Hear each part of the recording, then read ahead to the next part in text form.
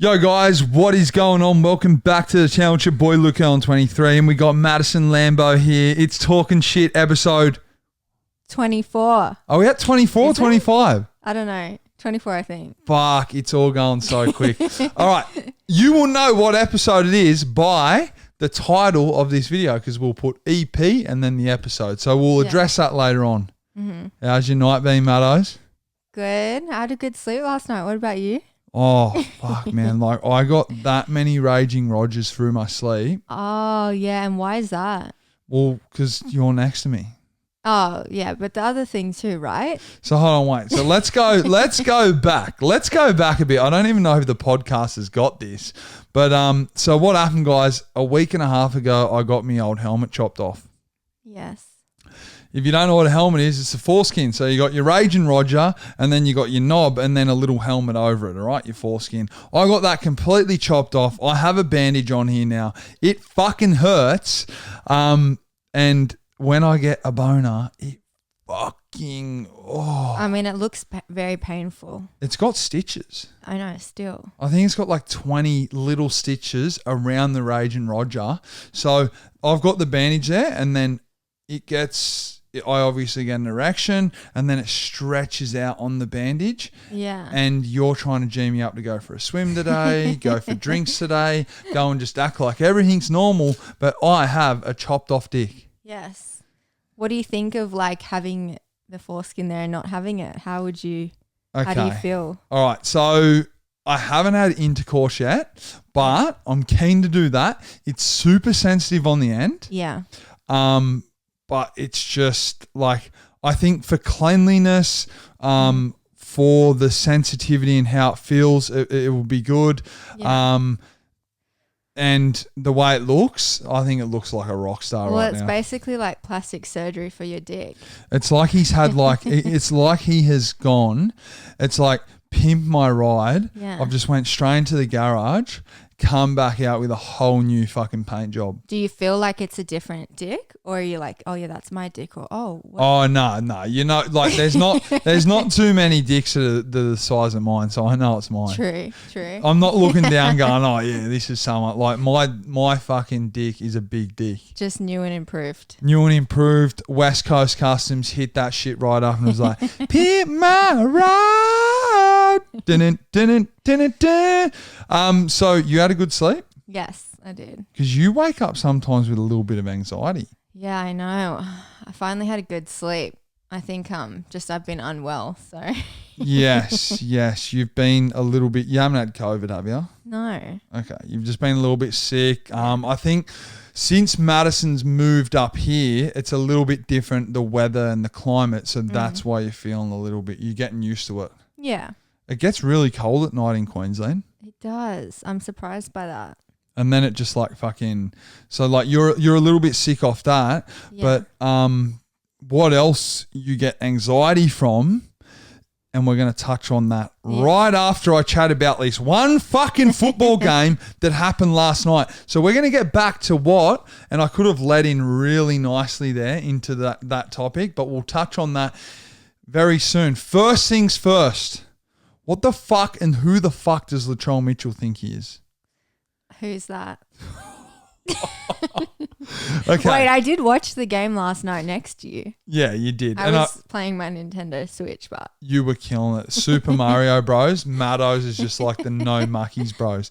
But let's get straight into this, all right?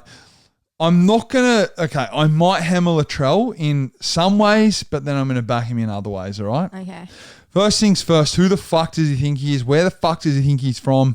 And hold on, wait, his season's over. It's done.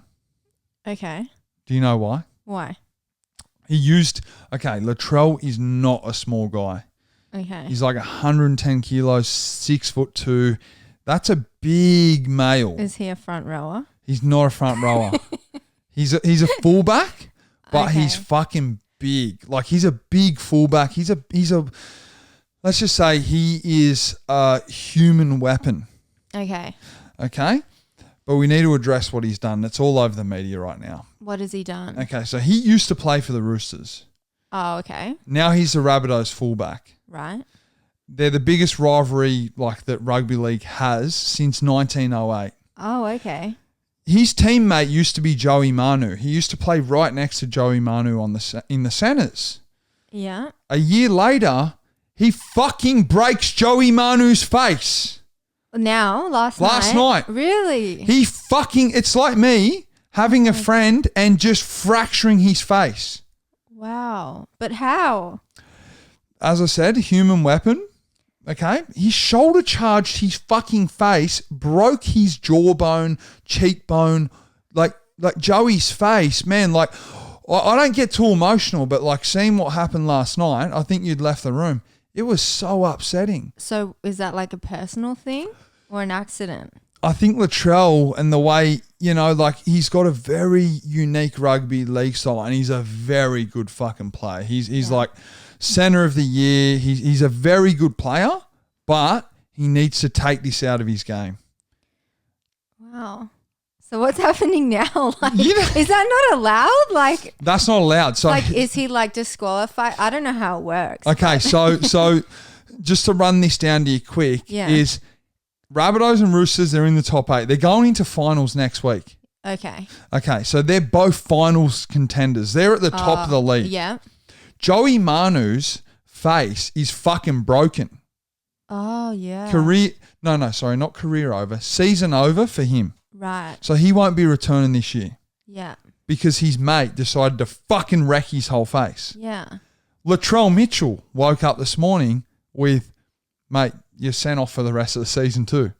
Well, that's fair. They're both fucking taken out. But now they both have a disadvantage for the final. Yeah, well, Latrell's a very good player. Joey Manu, I go for the Roosters guys, so it's fucked, but and very upsetting. But I just can't believe Latrell and how careless he was, especially to like you're tackling your ex-teammate and very good mate. You've won multiple premierships with him. You've done all this shit. I know you're probably like, what the fuck? Well, fracturing a face, is that what happened? Yeah. That's a hard thing to do. It doesn't always happen. Accidentally. Yeah.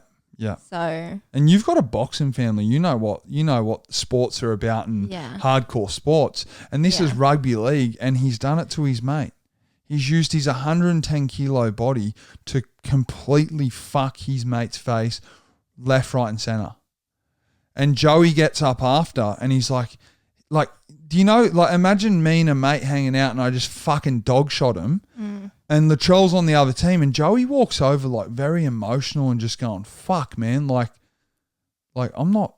Yeah. Do you know what I'm saying? Like, and God knows what that hit could have done and what it's done to how Joey's feeling. And also in rugby league, like he would have been concussed from that. Yeah. Oh my God. It's scary. There's a few players that go through rugby league and they actually get retired early because of brain injuries. Yeah. Like, isn't it like, like boxing if you get hit a certain amount of times or concussed? Is that right? Yeah, concussions. You're not allowed to keep going? Yeah, that's it. So that's sad. So, yeah, Latrell, man, if you're watching this, great player, but, like, rub that bullshit out of your game, especially to your mates. Like, he legit, and I'll show you the clip after. I could have shown you before, but, he completely fucked his mate's face up. Oh, my God, that's awful. Swollen, like, instantly, like messed up, not looking too good. But going from that and brain injuries and concussions into your beautiful little face, your beautiful little fucking head. Madison, Lambo, the little legend, a lot of people that have met you, they'd call you a little living legend. Oh, that's nice. You're only at the start of your career and your life, she's 22. Yes. But fuck, man, 19, what, how old were you, 19? Yeah, I was 19. 19. Yeah. Guys, brain surgery and an ABN removed. AVM. I don't even know what I'm talking about. I can explain it. So, I was 19 years old. Yeah. What was I doing? In uni, normal life, partying a little bit, nothing crazy. I was a good girl. Yeah. Don't try and I'm a good bullshit. No, I'm I a was. good girl. I was a good girl, Luke. Don't bullshit me.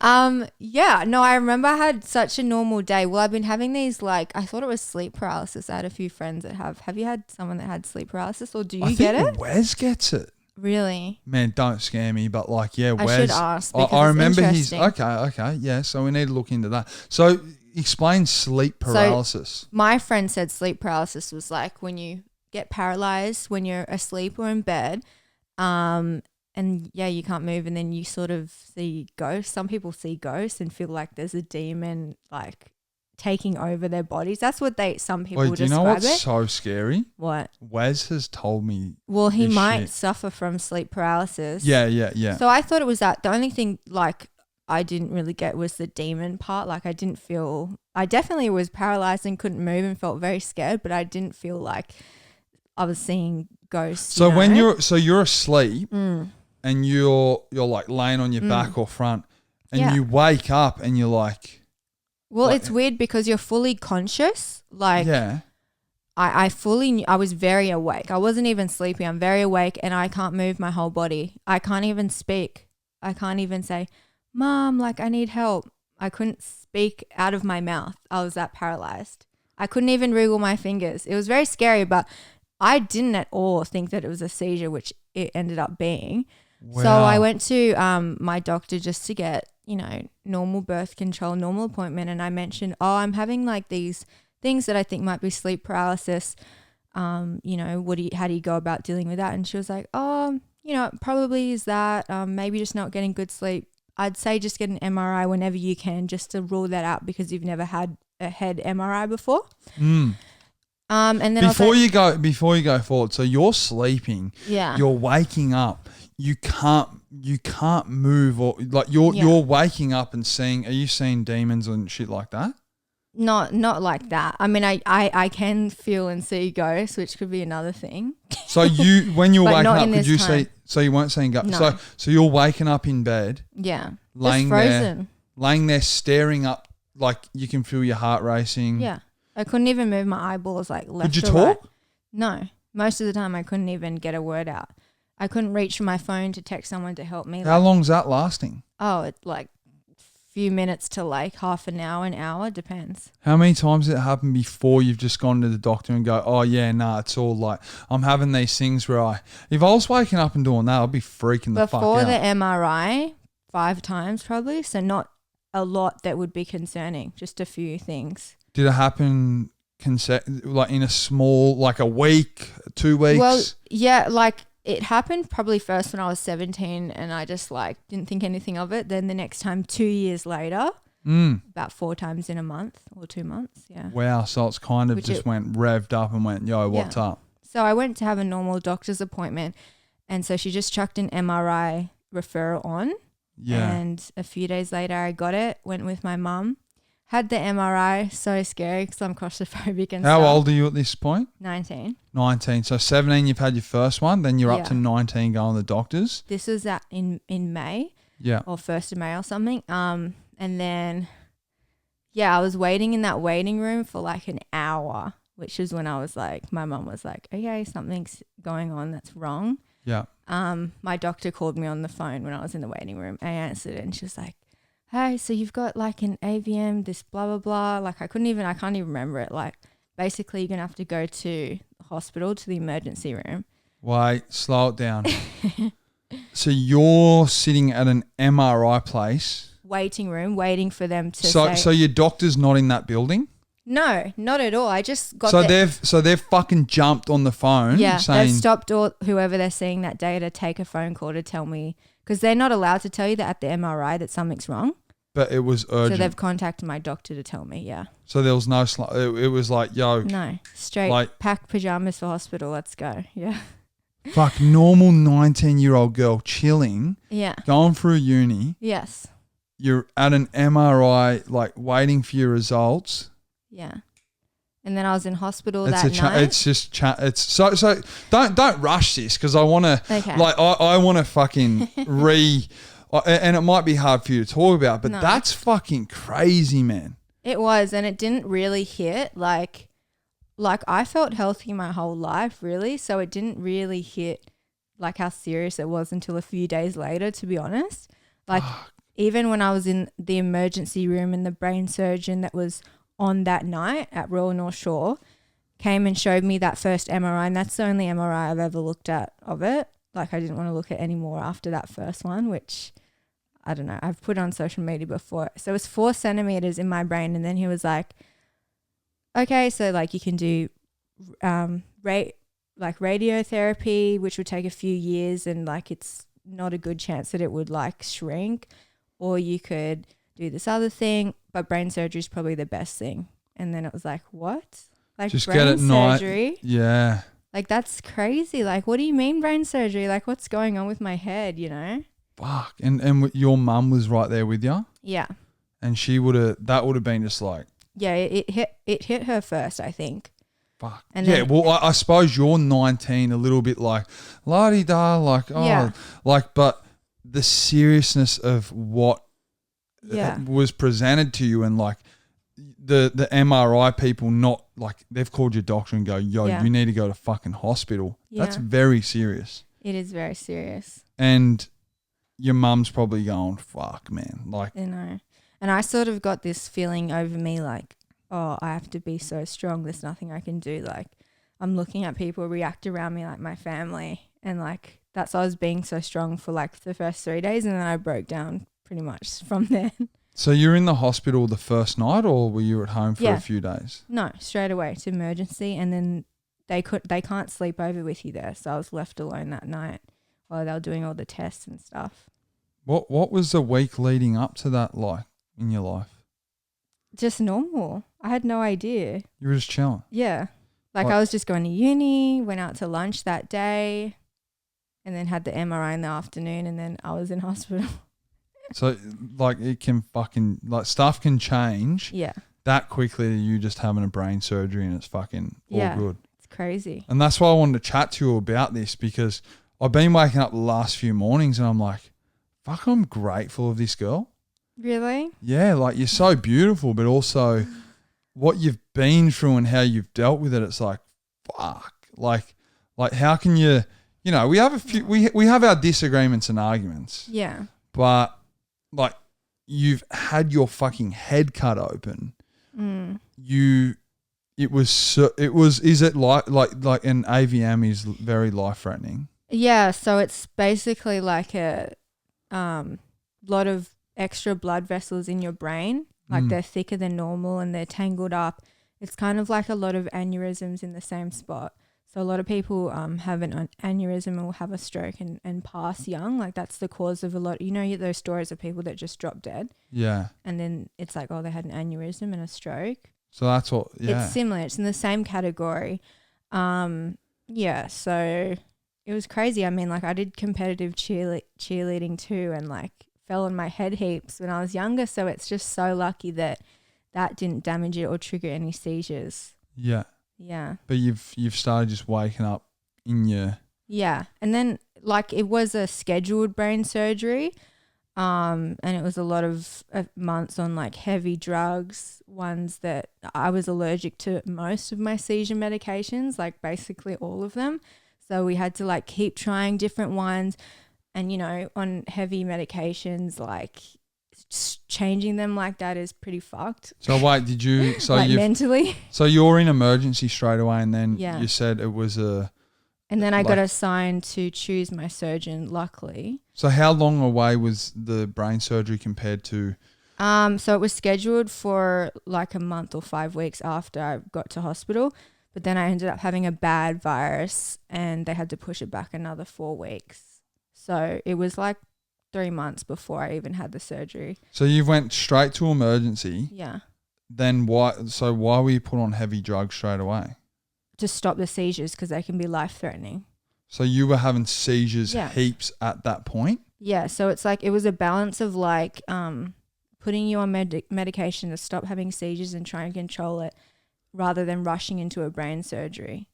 You know what I mean? Like if it was bleeding and if it burst, that's when you rush into the surgery. Yeah. But because it wasn't, we were trying to like make all the variables safe to do the surgery and to do it with this guy who's the best of the best for what I had, AVMs. Should we shout him out? Yeah. Nazi Assad, Dr. Assad. Thanks for saving my life. What a fucking gangster. You know what? He was so cool. Like the first meeting I had with him was so funny. Like we went to his office and had a first meeting with him. Yeah. And he tells me like how he's going to do the surgery. Like he's got a diagram and he's showing he's going to, you know, split open my skull, put it away. And then open the membrane and like go under to the insane in the hold on, wait. Insane in the membrane. Separate the brain, and it's right there. He was showing me on the left frontal lobe. Take it out, do all the stuff up so it doesn't bleed, blah blah. And then I said to him, "Oh, and then are you gonna wake me up?" And he's like, "Yeah, well that's the plan." And I was like, so he had a good little. I was plan. like, I'm glad we're on the same page. He'd be pretty confident in like knowing. I was just making a joke out of it because it was scary, but you know. I suppose I think you do rub shit off with jokes. Yeah. And you've just went, yo, am I waking back up? Like, he goes, that's a plan. Because he didn't say that. And he was like, yeah, well, that was the end of my plan if you let me finish, basically. And I was like, and I was looking at his hands the whole time. He was so still in the whole meeting for like 2 hours. And I was like, good, he's got still hands. So if he was like I'd freak out. Yeah. If he was like chopping the brain open, going like that, there'd be a bit of concern, eh? I know, yeah. He's like, oh, yeah, we've got to. I know. Yeah. No, he's good. Man, he listens to music and stuff doing it. So he's just proper festival vibes. He's the best. He listens to music so he's calm and just focuses. Yeah. Can I, like this you might not want to answer this. I don't know. Go. But, okay. Also, you might notice right now Madison's moving around. She actually fell on her tailbone. Fucking, what day was it? It was the day before the other podcast. Yeah. So just if there's, her back's sore, so that's why she's moving around. I need to adjust. Okay. You might need to keep this confidential, but how much was the surgery? I actually can't remember exactly, but I learned that brain surgeons can, like, they can charge their own price. So they could do it for whatever, really. Fuck. Which is crazy. I know that guy that does the, like, brain tumors, he charges quite a lot. That Charlie Teo guy, he's on all the ads and stuff, like, better to arrive late than never. You know those ones for driving the car? Yeah. Yeah. So he charges a fortune. But he's obviously much more than my brain surgeon, which I think is cool. That how much was it? Because you just said much more, and then it said how much. Well, I know because bring it on. No, I know because I have not a friend, like a little girl that had her surgery done by him, so I know how much that was. How much? Like he asked for 80K and brought it down to 60 on a compassionate ground. So he's negotiating brain surgeries out. A public brain surgery as well, not covered by any private stuff. That's Charlie Teo, not mine. How long's the wait? Oh, I don't know. Fuck, I wasn't in that public thing, but what were you in? I had private cover. How much was it? I could choose. I don't know, babe. Like I can't tell you. I wasn't asking that question when I was going through it. But amazing to your family your family. Shout out to them. Yeah. For like obviously they're trying to. You're your eldest. Are you your eldest? You are. You're the eldest daughter of four in my family. Yeah, and you know my mum. The reason why she was adopted by her parents was because they had, before they adopted her, a girl that passed away from brain surgery. Really? When she was 2 years old, and then my grandfather couldn't conceive anymore, so they adopted another little girl to fill the whole family. And that's your mum? Yeah. So there's no family. So I don't want to like go to like, because I don't know these people, but yeah, there was no like, so that little girl that passed away. Yeah. Then your mum's in that position, but there's not relation there. No, like my mum was adopted by them because they wanted another girl after that. And then her daughter now has to face brain surgery. Yeah. So their granddaughter. It would have been scary. And because Nadine was my auntie, I guess, before like they passed ages ago. Should we fix up? Do you want to put names in there or no? Yeah, I can. Okay. Like I think, you know, it's a nice thing that it's obviously terrible that happened, but it's nice that my mum could be adopted when, you know, her birth mother wasn't capable of raising her. Yeah. And she was adopted by such a lovely, giving family. you know, especially like they deserved a healthy child after that happened. Yeah. So Nadine's surgeon was like out of town. I only found this out like last year, and then this other surgeon operated on her and sort of like didn't do a good job or something happened, which is just like heartbreaking. Wait up, Nadine. So there's the auntie that passed away when she was like 2, my grandparents' child. Oh, all right. So yeah. So there's trauma there from brain surgery, and like everyone was just, you know, in the family. There's trauma, but also your trauma's like really like. I'll be sitting there watching the football, and you come in and switch off the light, and it's like, oh no, wait up, what the fuck's going on here? Yeah, you've got trauma from the hospital lights, the ICU lights. Oh fuck, man, that would have been like as a 19-year-old girl just coming through, and being like all fit and healthy, playing sports, having fun. Yeah. Then to just completely being, could you say, a deathbed? Yeah, that's what I felt like. I couldn't even sleep properly because I was scared that, like, I had the seizures when I was in bed relaxing, like sleeping. Yeah. Which is weird, not when I was exercising or out under the sun, which usually that all triggers seizures, you know, and lighting. Well, it'd probably be better to be out in like having a seizure. Like, it'd be good to like know that, oh yeah, this is, because you're sitting there having a seizure. Yeah. And like your brain's hurting itself. Like every seizure's going to be hurting your brain. Yeah. And you're sitting there like, whereas Tom does it in the, like, he might have them when he's asleep. Like, fuck, man, that's so upsetting. Scary. It is. So upsetting when Tom has one. Like, I'd never seen one in my life. And shout out to Tom, shout out to you, like, or anyone that's dealing with like the epilepsy, like the seizures, and it's like you're laying in bed. Like, no one's ever said to you that you've done it in public, eh? No. So you're laying in bed thinking that you're having paralysis or sleep paralysis. Yeah. But you're having fucking seizures. Yeah, which is more scary because I was like, if I go to sleep tonight, I could die in my sleep, you know, and not know, just pass away and that's it. And that was really scary to me. So for the last couple of years, I've like battled with sleeping. And then when I moved out and stuff, I gained more confidence because I was like by myself completely. Yeah. Just with my cat, and now I think I'm pretty good now. Yeah, I haven't had no fucking, I'm not going to wake up and you're just fitting out next to me. No, since the brain surgery and he took it out, no seizures ever. That's sick. But one of the hard things for me were like the drugs that I had to take for the seizures. They were fucked up. Like, how fucked? Well, come on. I was taking like drugs that like Michael Jackson would play with, and like who's the other guy? Wait. Oh, wait. Elvis died on one of the drugs. You were playing with... Elvis passed away on one of the drugs that I had to take. Why'd you say Michael Jackson was playing with drugs? Oh, just like I thought you were about to say he was playing with fucking... No. You can't say that. I wasn't saying that. Oh, all right. So what Michael Jackson passed away from? Well, I think it was Elvis actually. What's it called? Phenobarbital, I think. And what? I don't know, these drugs, like, because I was so allergic to like Keppra, which is like, everyone knows that they have seizures now, they know of the recent Keppra drug that gave me a really bad effect. Yeah. Like suicidal and shit, and depressed as well. Shit, man, that's no good. And yeah, I just went back to the ones where like Elvis would take, because I was so allergic to these new ones that I'd had to do the old school ones. So you know how Elvis passed away on his toilet? What was he doing? Was he high? Yeah.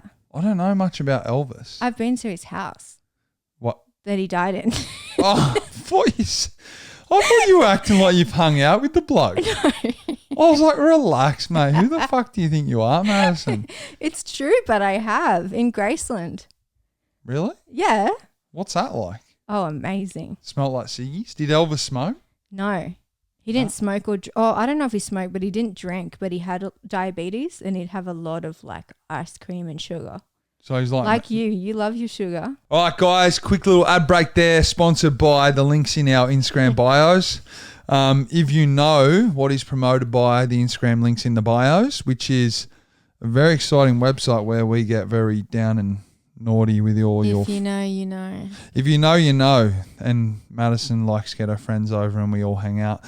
So find us on Instagram, Luke Irwin Uncut and Madison Lambo. Yes. Okay. First up, I want to address the camera cuts out at 30 minutes. Yeah. If anyone fucking knows how to sort that shit out, comment down below and help me sort that shit out. Now we're talking about Elvis puffing ciggies. Well, yeah, having diabetes and dying in his Graceland home in his bathroom, which I went to. Did he overdose? Yeah, I think so. He had a heart attack, didn't he? Fuck, I have so no idea. So it might be from just diabetes or drugs, but he didn't drink at all, I don't think. Anyway, his house was really cool. It was like different themed everywhere, and I got to like wear his ring and the guns that he shot his TV at because he had major anger issues. So he's kind of like me, just shooting TV. I throw TVs because of State of Origin. Elvis shoots the fucking... Because he's mad, yeah. Why was he mad? I don't know. Apparently he had major anger issues. Fuck, man. There was a lot of shot things in his house. So he's just fucking boom. Yeah. Just angry, boom. Yeah. I'm glad. He had a farm area like outside where he would shoot his guns as well. I'm so glad that that in Australia they kind of ban guns. Yeah, I know. It's crazy over there. You feel a bit on edge. In America? Yeah. Is random people just carrying Glocks? Well, you can in some of the some of the states, Texas. Yes. Yeah, you can just shoot trespassers and stuff. Fucking what? It's crazy. We'll get back onto your brain injury. Let's chat about that because we're having a chat about Texas. We went to Elvis because I was taking medication that he was taking. Yep.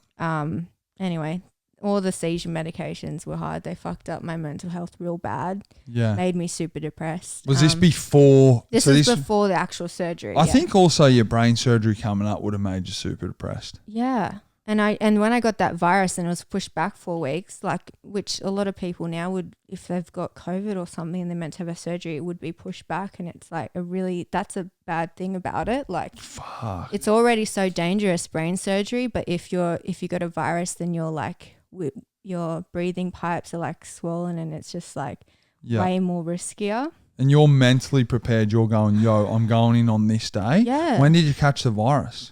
Oh, a few days before, like 4 days before I got sick. Fuck. It was crazy because me and my mum were like almost there, you know, and then, that happens. That's crazy. So I want to know, like, why'd you you got put on drugs to make sure the seizures, so they must have to stop the seizures, yeah. So they were happening a lot. Not as bad as other people, like nothing was permanently damaging, but yeah, they happened a lot less. Only happened a few times on the medication. Yeah, really good. Like, like before it was worse. I'm just you know dissociating a little bit. Are you? I don't know. I looked at that light and I'm like, oh. I looked at the light and then I've just looked back and I just seen an angel and I was like, look at how stunning Madison looks. Yeah, but I mean the night before and stuff, like from the surgery was fucked. Waking up and I was 19, so I was just an adult where I could sign my life away. Hold on, wait. On the paper where it goes like, you know, you realize that this could result in death. Yes, sign it. Like that's pretty fucked. Just half an hour before they open your brain. And you have to write like, can you have blood transferred? You know, some people that are religious don't pick that option. I was like, yes, please. Like if I'm dying, like save me with blood. So yeah, it was a big thing. And then I woke up in ICU in the most fucked pain ever. How long were you in there for? I asked to leave on my birthday, so they let me out early after like a week. And you didn't get to leave? Went to the ward from ICU. You didn't get to leave? No, I did. Oh, you got to leave on your birthday? Yeah, I said you have to get me out of this fucking place. How many weeks after? I was like, I'm gonna kill myself if I stay in ICU. How many weeks after? Oh, I was only in there for a week and went to the ward, but that was early. I should have stayed longer. But for my mental health, they moved me to the ward. So you're still in hospital? Yeah, for a few weeks. Oh, fuck. I thought you just jumped up and went out on your birthday. ICU is when you have, you know, the line through your heart, all this stuff attached to you, a nurse looking at you 24/7. Like bullshit. Looking at you. Yeah. Really? Yeah. So people. So you're very in a dangerous position there. Like you're really like, everything's on you. If something stops working, they'll know because the machine will tell them. So how many people are in ICU? There's a lot of people around the world, but like, so you've got a nurse staring at you. Yeah. On shift work. Yeah. Yeah. What the fuck? Yeah. Do you get to know that nurse really good? Yeah. And like, shout out to all the nurses. I went back and gave them a little gift box. Bullshit. The surgeons are great, but the nurses are like emotionally the best. Yeah. And they're so like. In that time. You know, I'm learning how to like shit again. They're wiping my ass and trying to like, you know, sponge bath me, and there's like a little sponge thing that you can put on your tongue to make your mouth feel fresh because you can't even brush your teeth. Like you just everything. What, you're not moving? You're just sitting there. No, I'm a potato. Like yeah, I couldn't even. Could you speak? Not really for the first couple of days. It was pretty fucked. Fuck, that's so upsetting. And all the drugs were like, you know, crazy. You know, ICU. You just. Were you kind of buzzing the thing, just going like, yep. Well, I was allowed to pull the like lever to have the drugs more than like I was actually doing. I was like, fuck, why didn't I do that? But I think the come down from that was a lot about my depression. I think everything like. And I think I remember I said to my mum, like, if I can't walk again, like if I'm going to be like this, I'm going to kill myself. Like that's how upset I was, like from being a healthy girl to not being able to move. I want to say you're being pretty strong, especially in this podcast. Yeah. Because you do get very emotional, but you're being strong. We're having a good chat. And you come out the other side powerful. Yeah. I don't know. I didn't know you before it, but like you've come out amazing, and they've done an amazing job, and the people that have helped you. If they're watching this, we only get like fucking 20 views, but if anyone is watching this that helped Madison get through those hard times, same with just people in general, like whoever's been involved, fucking shout out to you. Anyone that's dealing with, you know, hard times as well, like fucking guys, if you're watching this right now and you're in a bed or your mental state's a bit upset, or, you know, like, fucking, there is light on the other side. Yeah. Look at you. I know. You're looking stunning. Thanks. Just got to be strong and believe that there'll be better days. Yeah. It's a bad day or a bad week, not a bad life. Yeah, exactly. But fuck, man, it's good to just understand and be grateful of like what we have now, because even I had a comment on one of my TikToks the other day where it's like, I was talking about anxiety, and someone commented saying, mate, if you want to beat anxiety, go to a war-torn country. Yeah, someone said that. Yeah.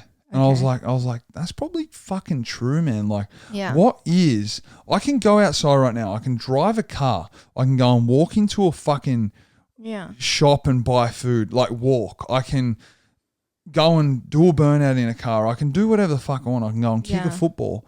Like, there is a lot of people out there that are dealing with a lot of hard shit. And anxiety, I'm not saying it's not real, but like if you're in an anxiety attack or something too, just breathe and be grateful of like what's going on in your life, and you'll be all good. Yeah. Okay. Got a bit sidetracked. How's your family and stuff feel now? And do you have any more to say on that brain surgery or? Well, I was like lucky for what I had. I recovered the best out of anyone I've ever like heard of, and like the doctors I've seen, really. Maybe it's because I was like young and healthy otherwise, which was lucky. Like some people have permanent damage. After a few months of rehab and learning how to walk and move properly again, like now I only really have sore eyes, as you know. Few crooked eyes sometimes. A bit of trauma and anxiety, and that's it, which is pretty good. Like all my movement's back and I can do anything, really. In shag. I went to the snow and snowboarded 7 weeks after surgery. As soon as I could walk, I snowboarded. My mum didn't want me to, but my dad took me. Oh, so your dad just gone, hit fuck this. I'm too. I wore a helmet, but with my like incision and my bald patch, I was just at the snow. Full blown baldy. Yeah.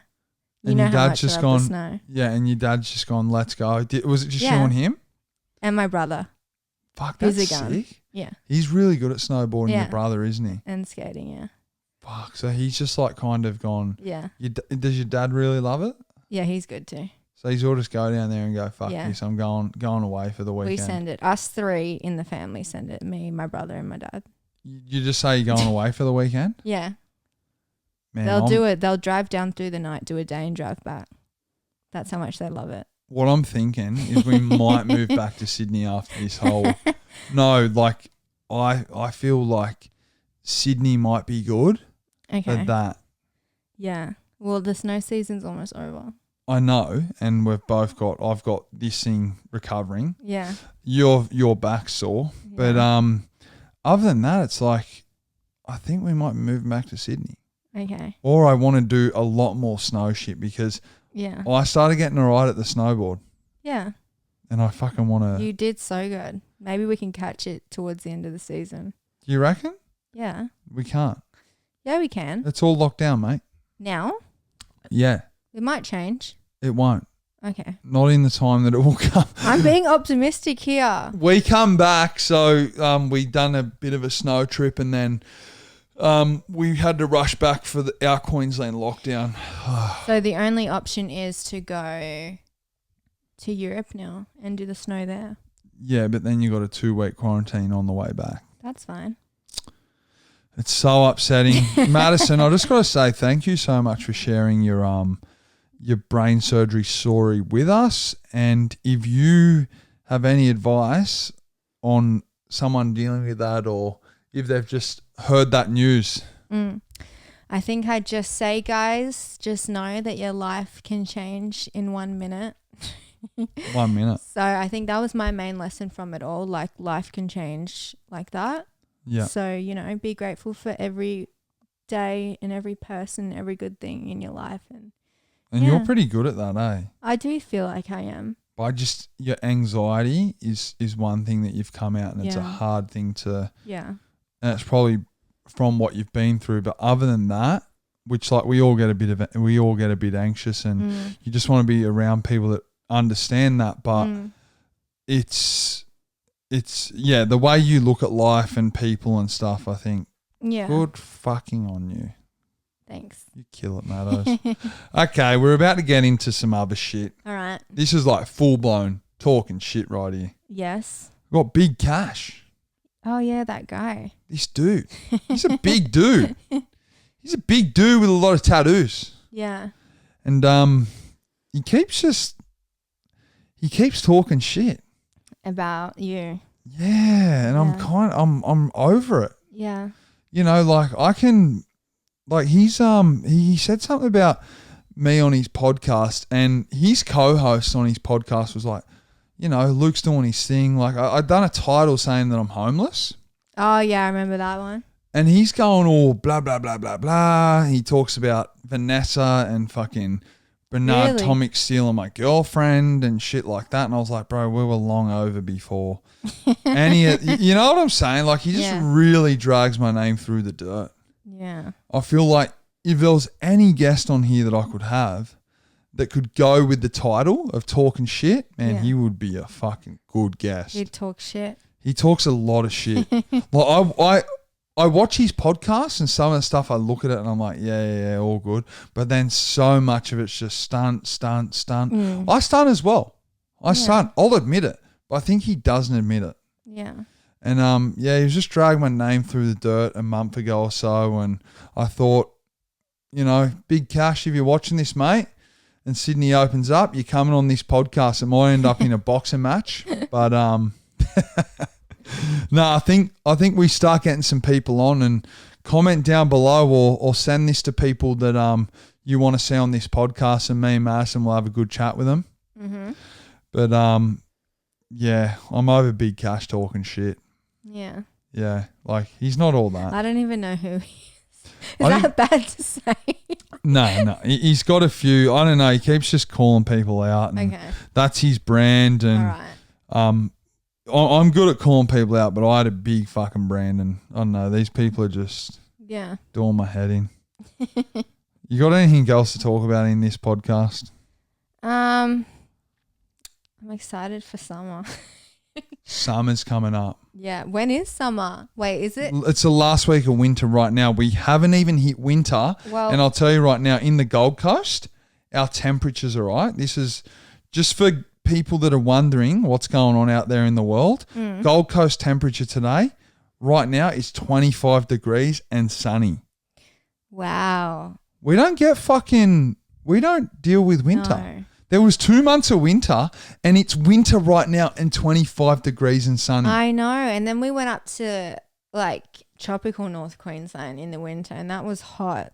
Like, that was actually hot. We had the aircon on. 26 degrees. In the hotel rooms, right? Fucking hell. I'm so excited. And I'm so excited to keep doing this podcast, building it. I want everyone to smash like and subscribe right now if you're still tuned in. Anything else to say, or we wrapping it up? Yeah, guys, support it. Keeps us going. Let's go. What I say? Subscribe. Remember our Instagram bios. Yeah, Instagram bios. There's a new really good thing coming out this week. Like, it's exciting. Yes. And also comment down below on the topics you want us to talk about, or who you want us to talk some shit with. It's your boy Luke on 23, Madison Lambo. Subscribe, like the video. Love you guys. Peace out. We are out. You.